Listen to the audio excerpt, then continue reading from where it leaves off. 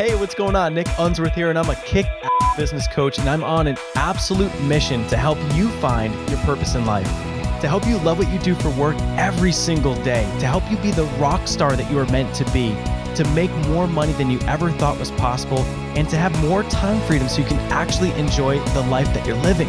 I'm here to help you set your life on fire. Bam! All right, what up? Nick Unsworth here at Life on Fire TV. We've got our fire starter elites. We have Mark Costes in the house. Brother, my man. We've got AZ. What's up? What up? So we're coming out to you guys live out in Florida.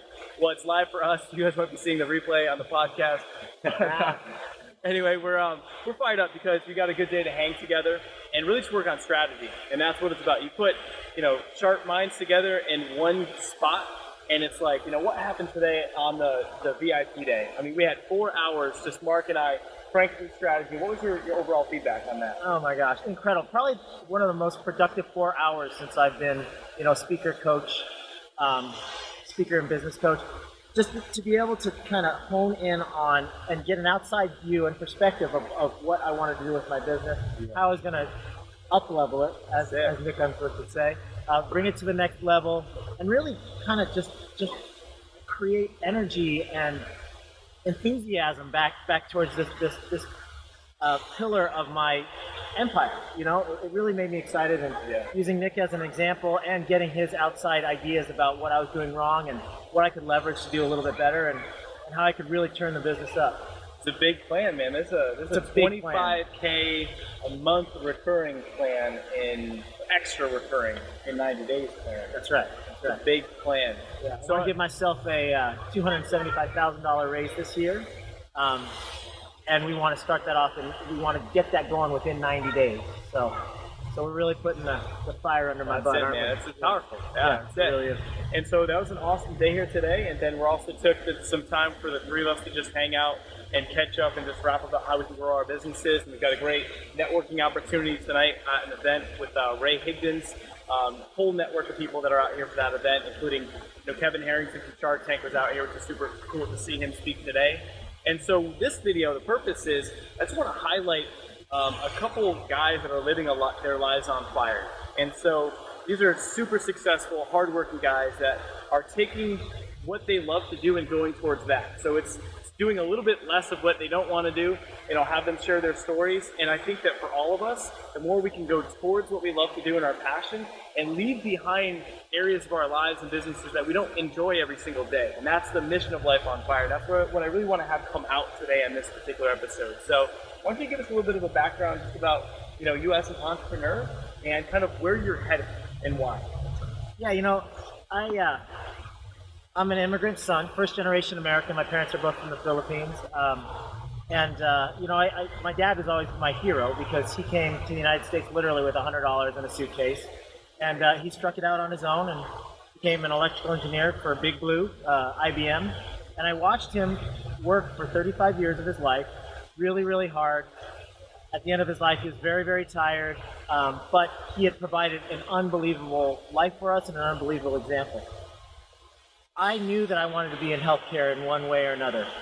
Because my parents weren't in a position to help me with school, I decided that I was going to self-finance my education at the University of California at San Diego. So I worked 40 hours a week, put myself through school, graduated completely debt-free. My dream was to become a dentist. Problem was, all that work, trying to juggle work with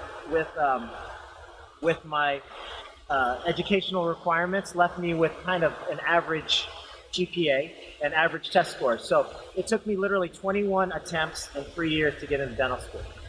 So when I finally got in, and while I was trying to get in, I was just scratching and doing anything I could to make money. I ended up buying a Roach Coach franchise and a food truck franchise, and that taught me a lot about how to be an entrepreneur. So when I finally got into dental school, I knew that I was going to come out, and I had a chip on my shoulder. I wanted to prove to the world that I could be a good dentist, even though it was so hard for me to get into dental school. Ended up, in 7 years, ended up opening 6 dental practices. The problem was, in the meantime, I got married and had 3 kids, and the business was literally taking everything from me. Everything. Working 80-hour weeks, driving from practice to practice. Eventually I decided, I nearly had a nervous breakdown. Even though I was making 7 figures, I was netting 7 figures per year. That's what I thought I wanted. Decided that's not at all what I wanted. How crazy is that? I mean, netting Netting seven figures a year, which is like the dream for so many people and so many entrepreneurs. Yet to get there and to have it not be what we thought is so crazy and so sad. And so I think that's why like bringing these stories to guys are so important, because sometimes we get so clouded because we think that that's what we want, the big house, the 7-figure net. You know, I got to a point where I sold the business and it wasn't what I expected, and it was a low point of my life. And you got to 7 figures, working crazy hours, and it sounds like that was an interesting spot in your life. What happened from there? Yeah, so the same day that I discovered that I netted 7 figures for the first time was the day that I realized I'd never been more miserable in my life. So I put 4 of the practices on the market. I ended up making multiple 7 figures off the sale of them.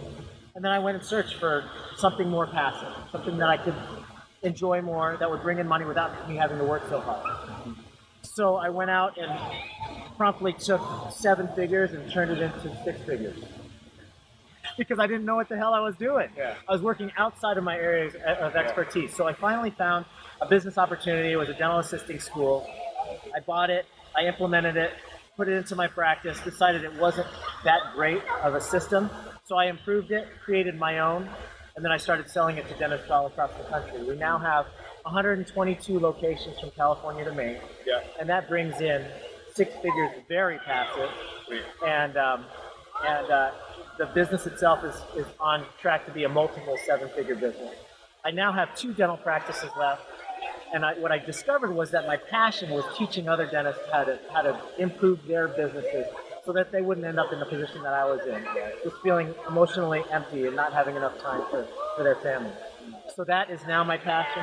I have the Dental Success Institute, and we're really changing lives. I'm helping dentists all over the world, literally now, all over the world, to live better, happier lives. Dude, what I love about that is, I mean, what's so cool is like, it's the journey, right? To have that awakening moment, to realize that the day that you realized you made 7 figures was the day you realized that that's not what it was about, you know? And then to take that and then have the guts to go towards the passion, which is you helping other dentists to have more of a passive lifestyle. So if you were working the 80 hours or 100 hours a week and you got it down to 40, and if you can help dentists do the same and enjoy their kids, enjoy their families, that is just invaluable. I mean, that's going to add meaning and so much purpose and so much fulfillment to life, and that's what a life on fire is all about, and a great example of that. And you know, I just think it's super cool. It's a great example for everyone out there, the ups, the downs, and the struggle. And I just want to say it's just been awesome hanging with you, getting to know you, and it's like, it's got a great community. I mean, who wouldn't you want to learn from a guy that's had a multiple 7-figure business, that's, sold multiple businesses, and it's on this upswing? It's just a cool environment to hang around. And we got my man AZ over here that has a crazy story. I'm out, man. I can't compare here. He just runs off. So tell us about your journey, and coming to be here at this spot, Yeah, I mean, so my journey was similar in the sense that I woke up to conscious living about 5 years ago. I was a corporate guy, making hundreds of thousands, not millions, but, I was making good money. Not too shabby. Not too shabby. I was doing all right, and I was making good money since I was 21, 22. And, my story was I got things too quick, too fast, and I won't get into the long story about my, becoming a drug addict and then going through recovery and overcoming that and going back into the corporate world. Essentially, that was me waking up to conscious living. But my next wake up, the big one, was, a lot like Mark, which was I was making this money, but I still wasn't happy, you know what I mean? And I became a drug addict making a lot of money, so I knew money wasn't the answer.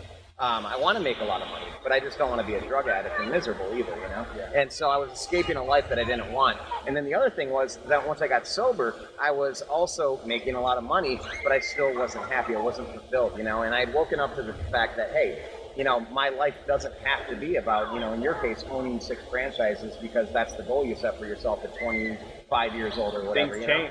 Things change. I mean, I set these goals at 21, 22. I hit them all, but I was still living my life based on those expectations. And it was like the second I just opened myself up to the fact that, hey, the possibility for me to do something completely different, if money weren't the number one thing, maybe still be a top 5er, but not a number 1er, I could do anything. And so I left the corporate world a couple years ago. I wanted to get back into coaching. My heart was open to helping people and getting sober and getting a lot of help. But in meeting you, Nick, I had another wake-up call, right? So even though, I got sober and turned my life around, even though I left the corporate world, a couple years later, they came knocking again, a year and a half later, right before I met you. And I almost went back, and I almost made that decision, to go back for the money. And this time the money was even more. But what happened was, when I just got out of here and stopped thinking about the money, and I just opened up my heart and thought about what is it that matters in life, right? In your case, right? Being with your family, being able to have more balance, and then actually helping people. For me, it was, I want to help people. I want to do something where, yes, maybe I make some money, but at the same time, do something where I have a bigger impact than just my own bottom line, And so so the corporate world came back, and they threw the money at me, and for a little while I went through the process. It was a big number, man. It was a big number, and so I went through the process, and but meeting you and listening to my heart, it was right around Christmas too, so there was that little extra effect of spirituality and some stuff going on, but. I just met a woman, and we moved in together. We're now engaged. Love you, Leanna, if you're watching. Anyways, it was easy for me to take the money and run, and just go back to the corporate world and put my dreams on hold. And so my message and what I like to share really with your audience is that, 5 months ago, I almost put my dreams on hold. I almost went back, and in meeting you and in doing 2 things that are huge, and whether it's Nick or any coach, get a coach. Yeah. Get a coach. 100%. And truly, in all sincerity, it's like, if we're not for everybody. It's changed my life, changed all of our lives, different capacities, different people, and it's like, take the shortcut. Yeah. Get there faster and live that life that you love every day. So get a coach, you know what I mean? Yeah. And if you can't afford a coach, then go ask someone that you look up to be your mentor, you know what I mean? Yeah. And then from there, just, up level the community, right? If you're hanging out with people that aren't taking you to where you want to be, you got to be in the right community. And that's what I love about Life on Fire. When I saw what was possible with you and your community, it's like, not only do I get a coach, but I get a community too. Those 2 things alone, when you wake up each day and someone's holding you accountable, helping you with ideas, collaborating, right? Like firing you up, like seriously. I mean, and yeah, I blow it up, and then you have a community too, that on those days where you're just stuck, or maybe you're not doing, you don't have that just natural motivation some days. You see other people doing it, or they help you, and you get that. And so anyways, in the last 5 months, not only did I walk away from the corporate world and walk away from a lot of money, but I feel so good about myself that I did it. And I have some fears at times. I'm not making that kind of money yet, but I'm going to make way more than that long term based on investing in the right community and the right coach. And I'll tell you, man, and in myself. I mean, and that's the other thing too. You are your best investment. So when you hire a coach, you're investing in you, right? You go to a program, you're investing in you, and we invest in TVs, golf clubs, you name it, we buy a ton of stuff. But how often do we take the time to say, you know what, screw it, I'm going to invest in myself and live my dreams? I mean, it's not that hard, we just got to make the decision to do it. Well said, my man. Well said. And guys, I just want to say that really, if you've been watching Life on Fire TV, definitely take the time to plug into to AZ at Game Time. Take the time to plug into Mark. We've got all the show notes at lifeonfire.com. So connect with these guys for wealth and knowledge. We've got a great community at Life on Fire. We'd love to have you guys hanging out with us. We've got lots of free content, tons of episodes for you to dive into. And the end of the day, the moral of the story on today's episode is that think about what is that you love, and think about, are you living your life on fire? And if not, why not? And if not now, when? You know what I mean? And at the end of the day, it has to come down to a decision. It's the same day that, that you realize that you had that 7-figure income, but you weren't happy. Refusing the big paycheck from corporate. In my case, walking away from equity and tons of money to go towards, I didn't even know what at the time. I had to go from putting it all on the side, going into making $0, to then give myself the ability to invent and think about life on fire. But at the end of the day, you gotta love what you're doing every single day. Life is way too short to settle. It's way too short to just be okay with mediocrity and to hate your job or to not like your job or to feel that you've got potential and a passion inside you. Surround yourself with the right community, get yourself a coach, no matter who that may be, and set that business and life on fire. I'm here to help you set your life on fire.